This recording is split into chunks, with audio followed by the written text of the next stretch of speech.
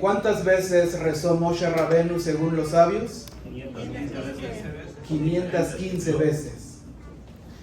Y 10 veces antes Hashem le había dado a entender a Moshe Rabenu que no iba a entrar a la tierra prometida.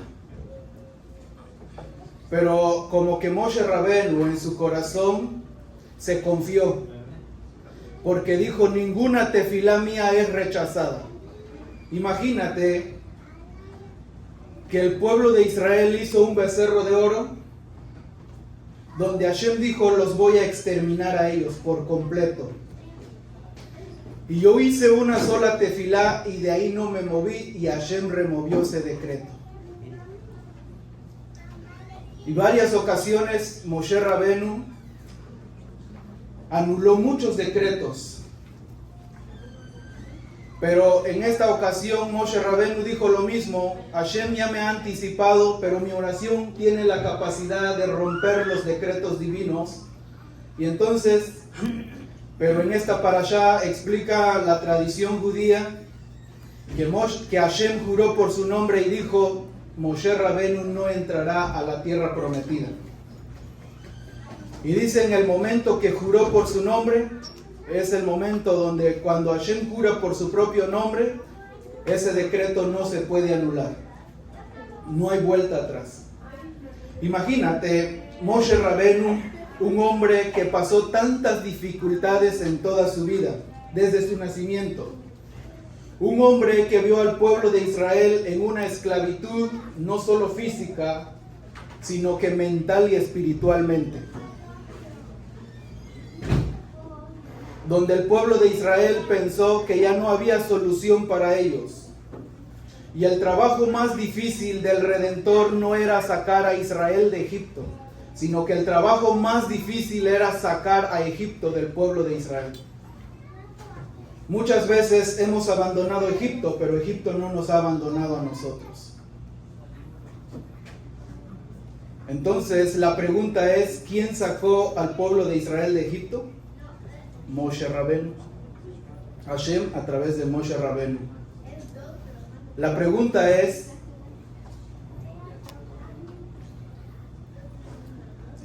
¿Moshe Rabenu ya venía destinado desde un principio para ser un grande, o hubo un esfuerzo detrás de ello? Ya venía destinado.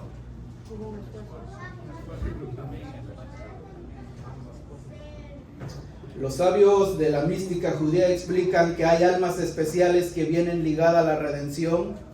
En el caso de ello, Abraham Avinu, Moshe Rabenu, David Amelech y el Melech HaMashiach. Pero en el sentido literal, hubo un esfuerzo detrás de la vida de Moshe Rabenu. La pregunta es: ¿quién es el que se esforzó para que Moshe Rabenu llegara a ser un gran líder? ¿Su madre o su padre?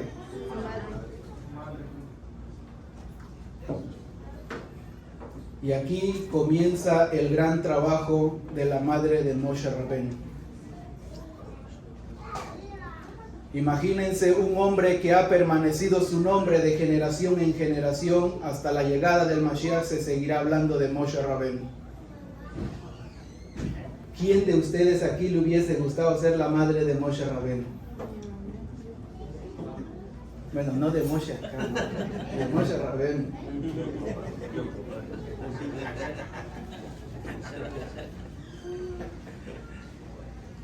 Cuando Moshe ya tenía una cierta edad, fue a ver a su madre y le dice: ¿acaso usted es mi madre?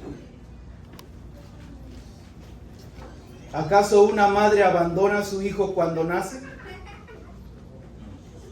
Y si vemos, Yocheved abandonó a Moshe Rabenu, lo colocó en un cesto y lo dejó en un río. ¿Ustedes creen que eso es ser una buena madre? Sí.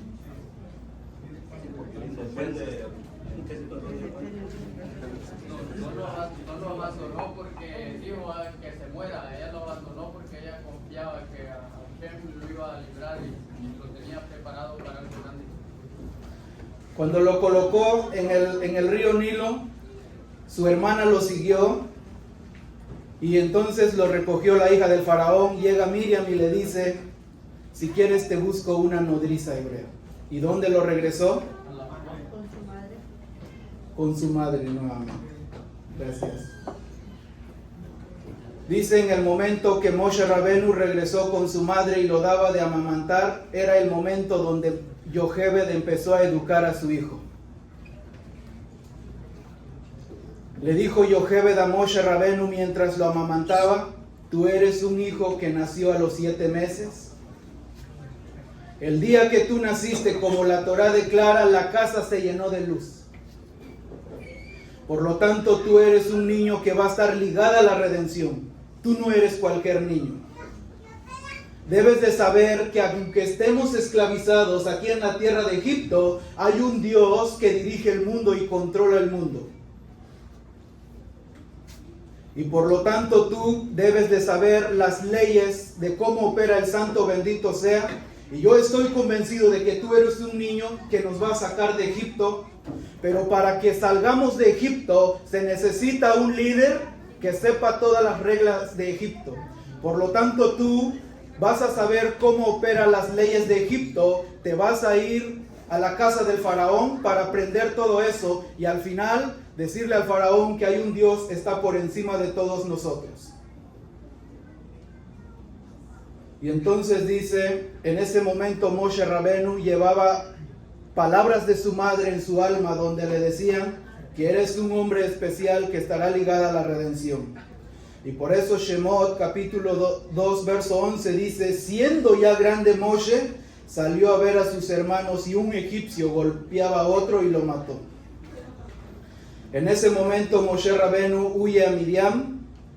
Estando en Midian pastoreando las ovejas de su suegro Yitro, ve que una zarza arde y no se consume. Y entonces Moshe decide ir a ver la zarza, y entonces le habla una voz y le dice: Moshe, Moshe, el momento de la redención está llegando y tú eres el indicado. Y en ese momento Moshe recordó las palabras de su madre y dijo: las palabras de mi madre se están cumpliendo hasta el momento. Y el desafío de Moshe Rabenu al llegar a Egipto era lo que su madre le enseñó a Moshe Rabenu. ¿Cuál era la batalla entre Moshe Rabenu y el faraón? El faraón decía: todo Egipto se mantiene por sí solo. Y Moshe decía: no, hay un Dios que está por encima de las leyes de la naturaleza, por lo tanto debemos confiar y seguir a él.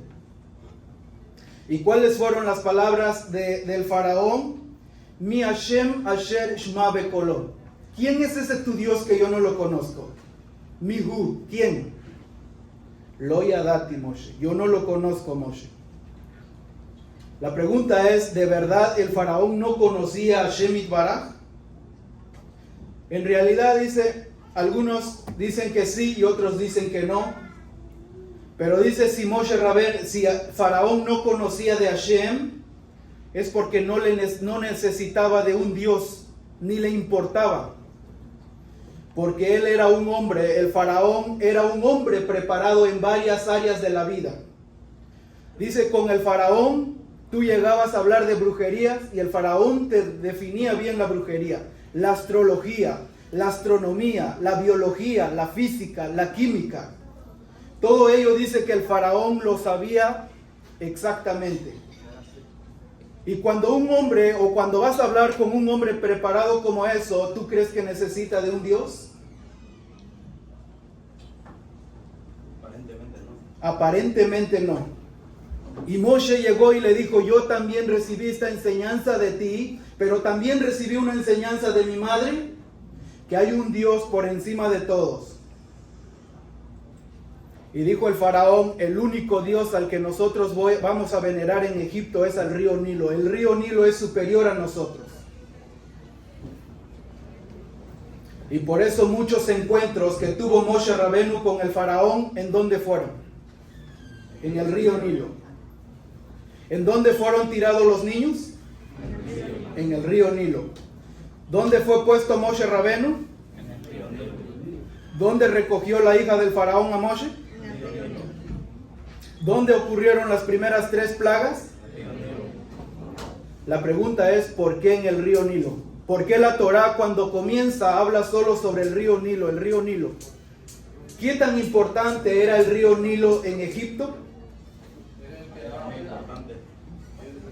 La agricultura. Porque el río Nilo representa la seguridad y la tranquilidad de todo Egipto. Dice, el río Nilo rodeaba a todo Egipto. Y cuando todos los egipcios sembraban, dice cuando los egipcios sembraban cualquier agricultura, dicen, nada más traían el agua del río y crecían. El río Nilo cubría todas las necesidades de un egipcio.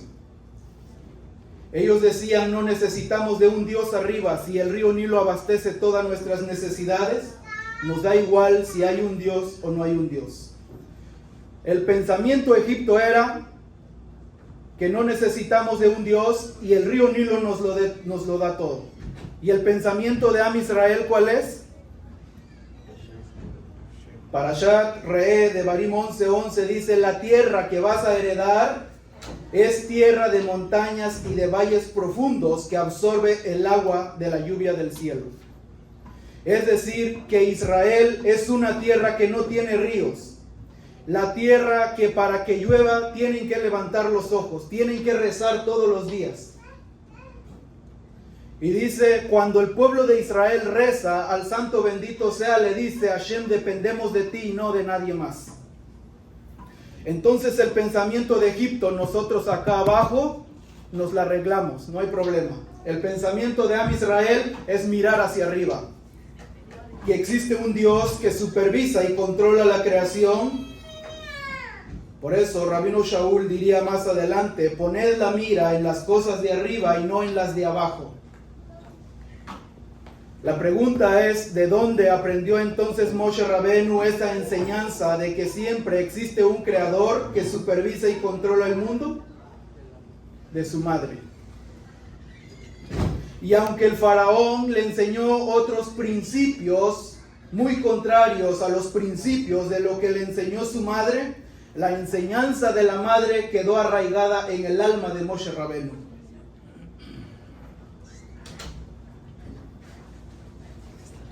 Incluso explican nuestros sabios que cuando Yocheved amamantaba a Moshe Rabenu, siempre le transmitía un principio. Nosotros creemos en un Dios que supervisa y controla el mundo.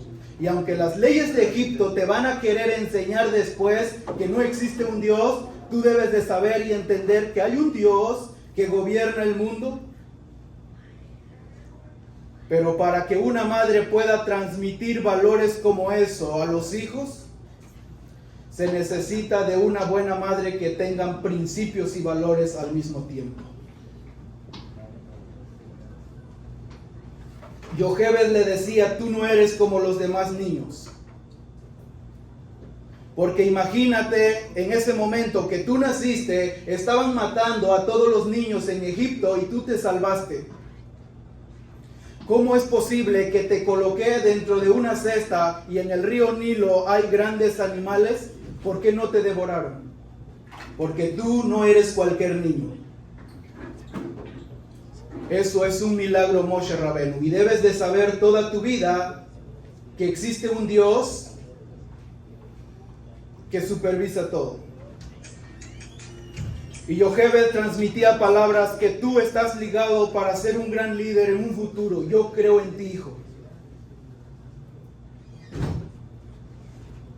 Yocheved educó a un niño que se recuerda su nombre de generación en generación y es Moshe Rabenu. De aquí se entiende la gran influencia que tiene una madre sobre sus hijos. Y aunque el mundo ofrece todo lo contrario, siempre la madre tiene una influencia positiva sobre sus hijos. Las madres que tratan a sus hijos como es, seguirá siendo sus hijos como es. Pero si una madre llega a tratar a su hijo lo más que pueda, este hijo se convertirá en mucho mejor. Pero para ello se necesitan madres que no tengan una esclavitud mental. ¿De qué tribu venía Moshe Rabenu? De la tribu de Leví. ¿Y cuál era la tribu que no fue esclava en la tierra de Egipto? Leví era la única tribu que no estaba esclavizado en Egipto, porque ellos siempre se dedicaban a rezar al santo bendito sea. Y dijo Hashem, así como ustedes se ocupan de mí, yo me ocuparé de ustedes. Y por eso Moshe Rabenu nació de la tribu de Leví, porque para ser un gran líder, una persona, se requiere que no vengan de una casa donde estén esclavos.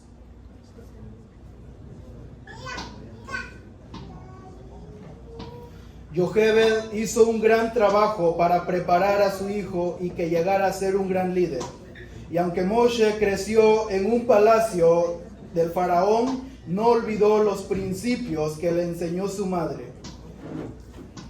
Y es por eso que ustedes como madre tienen esa grandeza de influenciar sobre sus hijos. ¿Por el mérito de quién salió el pueblo de Israel de la tierra de Egipto? Por las mujeres.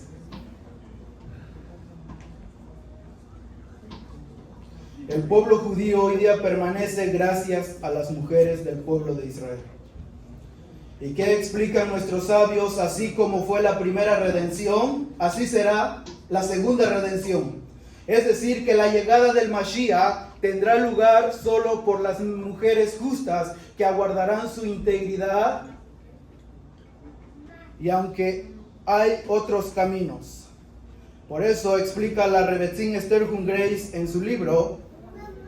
Dice, ¿de dónde trajo Miriam su pandero después que pasaron el Yam Suf? Ese pandero dice que Miriam lo preparó en la esclavitud. Y dice, cuando le preguntaban las mujeres hebreas, ¿y qué estás haciendo, Miriam? Decía Miriam, este es un pandero que yo estoy preparando porque pronto vamos a salir de aquí. Y ustedes como mujeres tienen la capacidad de tener una influencia sobre sus maridos. En ustedes está de que los maridos no pierdan la emuná, porque los maridos ya estaban esclavizados tanto día y noche, ya no sabían ni qué hacer, pero dice que gracias a las madres, dice que los esposos nunca perdieron la esperanza. Y es por eso que la mayor parte de una bendición en el hogar radica ¿en dónde? En las mujeres. Por eso deben ser madres con principios fundamentales en la Torá. Abraham Avinu tuvo dos hijos con dos mujeres diferentes. Tuvo uno con una señora de 90 años, Sara. Y tuvo otro con una joven llamada Agar. ¿Cuál hijo salió mejor? ¿La de la anciana o la de la joven? De la viejita. De la viejita. ¿Por qué? Exactamente, pero más que nada, dice, Sara era una mujer anciana que su único objetivo era, dice, educar a sus hijos en el camino de la Torá, porque una mujer de vejez dice que siempre desea que sus hijos sigan el camino de la Torá, mientras que las mujeres jóvenes tienen hijos, pero a veces no les importa por dónde van a educar a los hijos. Entonces dice, hay que ser madres como Sara y no como Agar. Dice, madres que tengan la mentalidad de Sara de encaminar a sus hijos por un buen camino. Explica la Rabbanit Yemina Mizrahi, dice, una mujer no solo cría hijos, cría mundos enteros. Y cada palabra que sale de su boca para educar a su hijo, eleva o edifica el alma de su hijo. Pero si saca palabras contrarias, destruye el alma de su hijo. Como madres deben de inculcar valores del santo bendito sea, porque ese es el trabajo de ustedes. En ustedes está la capacidad de enseñar a los hijos cómo enfrentar los desafíos de este mundo. Moshe Rabenu dice, nació y vivió en un mundo donde la situación estaba complicado, pero la mamá jamás lo abandonó y por eso llegó a ser un gran líder. la mejor herencia que le puede dar una madre a sus hijos, dice, es una madre que tenga buenos principios y valores, porque los hijos seguirán más los pasos de la madre que de los padres. Y hay una pequeña historia que lo traen nuestros sabios y ha sido como pilar fundamental del pueblo judío, donde dice, cuando fue la Segunda Guerra Mundial, dice, llevaron a todas las familias a los campos de concentración y las madres, por no querer, dice, para que sus hijos no murieran, dice, lo entregaron a otras familias no judías. Y dice que le decían, por favor, cuida a mi hijo y nunca le digas que es judío, porque si lo dices lo van a matar. Y dice, ya los padres directo a la cámara de gas. Y dice que a esos niños les prohibieron hablar su idioma del Yiddish, que es, dice, en Europa y en Polonia. Y dice, estos niños empezaron, dice, a eliminar el Yiddish de sus labios. Terminando la Segunda Guerra Mundial, en el año 1946, un rabino de Israel, dice, el Rab Joseph Shlomo Kahneman, decidió hacer un viaje a Polonia a rescatar a todos esos niños judíos. Y la pregunta es, ¿cómo rescatar a esos niños dentro de 3 a 7 años? Si ya se habían olvidado, ya los habían traumado, que si hablaban hebreo o revelaban su identidad, los mataban. Pero dice que este rabino viajó y dijo, voy a recuperar a los niños a como dé lugar. Llegó a un monasterio católico en Polonia y dice que habló con los sacerdotes y las madres católicas, madres superiores, algo así. Las monjas.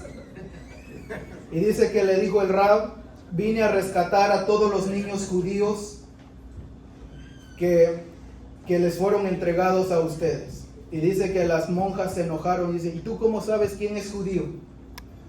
¿Traes algún papel que te identifica de cómo se llama ese niño? Y es más, dice, las identificaciones de los niños ya se habían quemado. No había cómo rescatarlos. Y dice, los llevaron a un monasterio católico donde había alrededor de 20,000 niños. Y le dijeron al rabino, pregunta quién es judío para que se vaya contigo. Y dice que el rabino dijo, solo quiero 1 minuto y vas a ver quién es judío. Cuando se van a dormir los niños, cuando se van a acostar, quiero que me des 1 minuto. Y dice, pasó el rabino en medio, dice, donde estaban los niños listos para dormirse. Entró el rabino con su gabardina, la barba y su sombrero. Y los niños, dice, con miedo, ¿quién será ese señor? De tanto trauma. Y dijo el rabino enfrente, se paró enfrente de todos los niños y dice, antes de que se van a acostar, solo quiero, si recuerdan estas palabras, vénganse conmigo.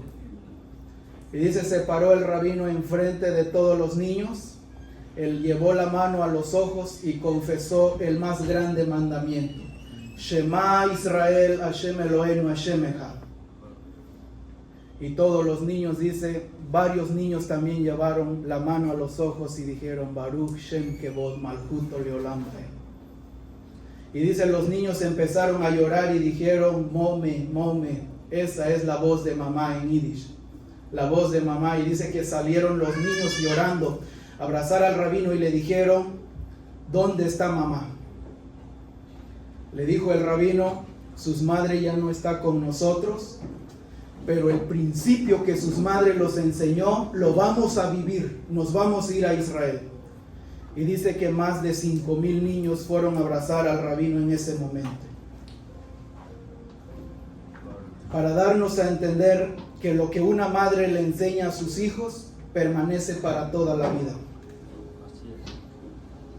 Dice, ni el trauma ni el tiempo pudo borrar la voz de su madre en el inconsciente de cada niño.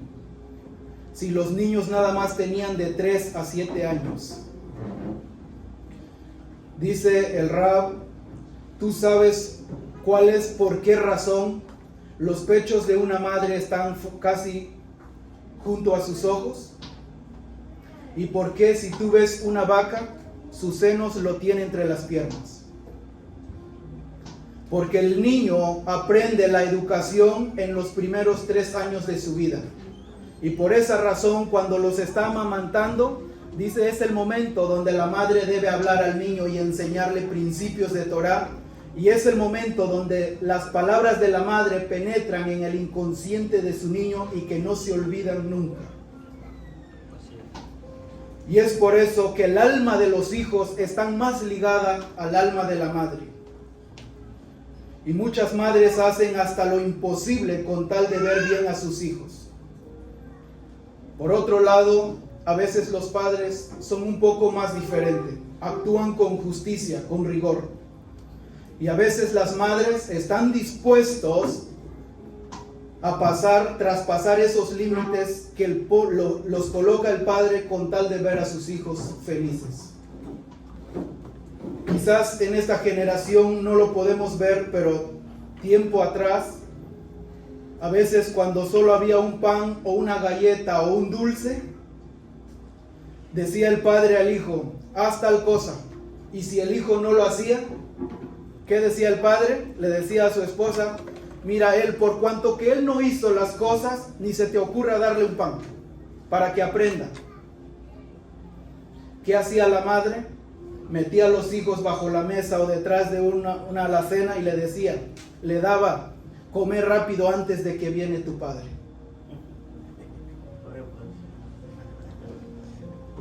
Come antes de que viene, si no nos va a regañar. Dice, ese es el amor de una madre. Por eso Shelomo dice, Shema beni musar abija. Oye, hijo mío, la instrucción de tu padre, pero sigue Shelomo y dice, Bealtitosh Torah timeja. Pero no abandones la enseñanza de tu madre, porque es la que muchas veces estuvo dispuesto a entregar su vida con tal de que tú te vaya bien en la vida.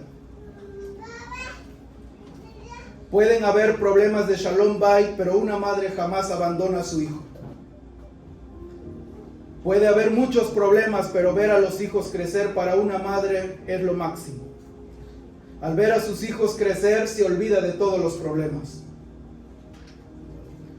Y aunque una madre tuviese 90 años y el hijo tuviera 50 años, y la madre estuviera sentado en la parte de atrás y entra el hijo y no está bien su corbata o su saco, la propia madre de 90 años se levanta y le va a acomodar la ropa a su hijo. Tú no ponías tu ropa así. ¿Por qué? Porque la madre conoce los secretos de su hijo.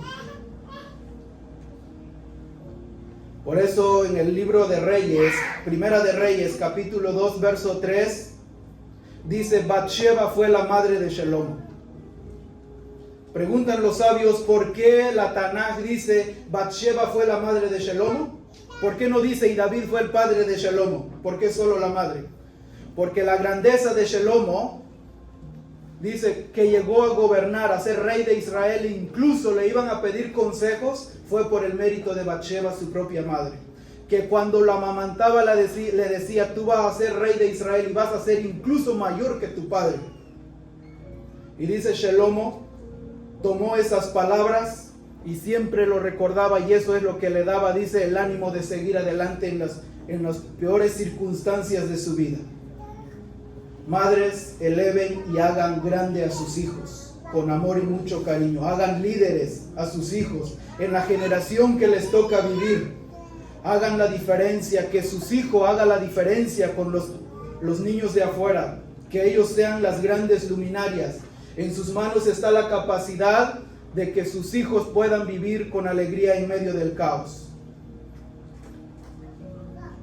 Y quizás ustedes han escuchado la historia de Tomás Alva Edison, un joven que de grande iba a la escuela y no se le quedaba.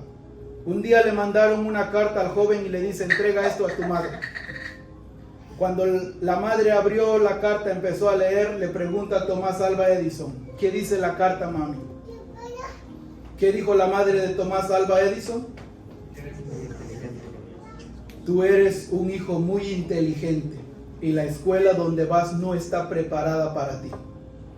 Por lo tanto, la educación que vas a recibir hoy yo te la voy a dar desde casa. ¿Viste cómo la madre cambió las palabras? ¿Y quién llegó a ser ese hombre? Nada más y nada menos. Un hombre que creó la luz, no, ¿cómo? La bombilla. La bombilla. La bombilla. De un hombre, de un niño que aparentemente era torpe, pero su madre creyó en él.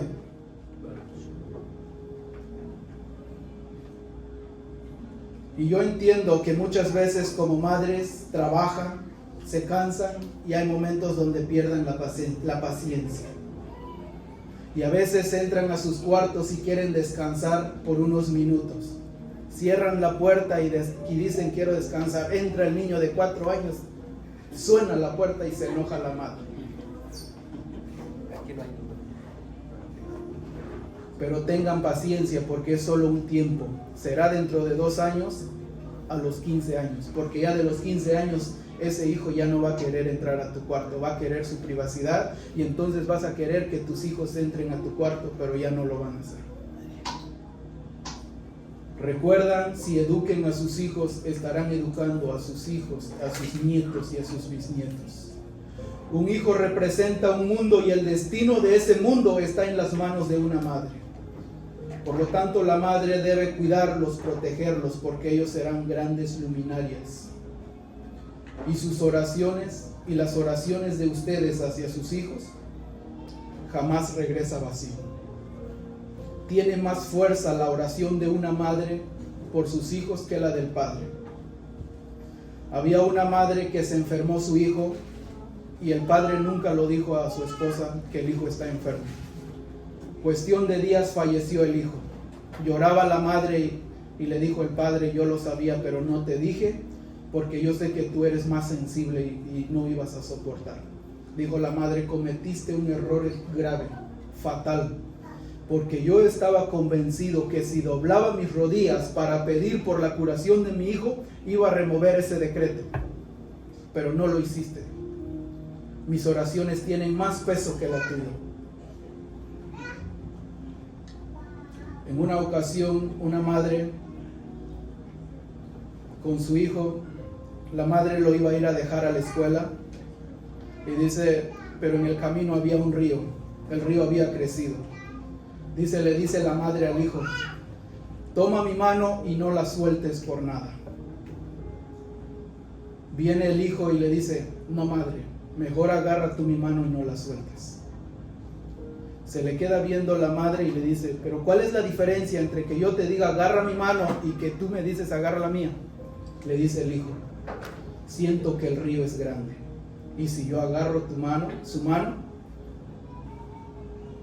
y si pasamos y la corriente va a estar fuerte, yo siento que voy a soltar su mano. Pero si usted agarra mi mano, aunque la corriente va a estar fuerte, pase lo que pase, yo estoy convencido que usted jamás me soltará la mano. Dice, madres, nunca suelten las manos de sus hijos, aunque el río sea grande. Eso fue, dice, la grandeza de Moshe Rabenu, que se ha recordado de generación en generación. Y en esta parashá Baet Hanan, Hashem le dijo que su momento de partir había llegado. Y Hashem se sintió orgulloso de Moshe Rabenu. No pasarás la tierra, pero por lo menos diste lo mejor de ti. Sacaste a todo un pueblo, al pueblo de Israel, estuviste con ellos. Pero tu momento de partir ha llegado. Y gracias a tu madre que estuvo contigo incluso en los peores momentos de la vida. Dice el profeta, ¿acaso una madre podrá olvidar a su hijo? Nunca. Que el cielo nos ayude a ser buenos hijos y también que sean buenas madres, que estén dispuestos a guiar a sus hijos por el camino de la Torah y el cumplimiento de las mitzvot, y que Hashem les mande mucha fuerza. Shabbat Shalom. Shabbat shalom.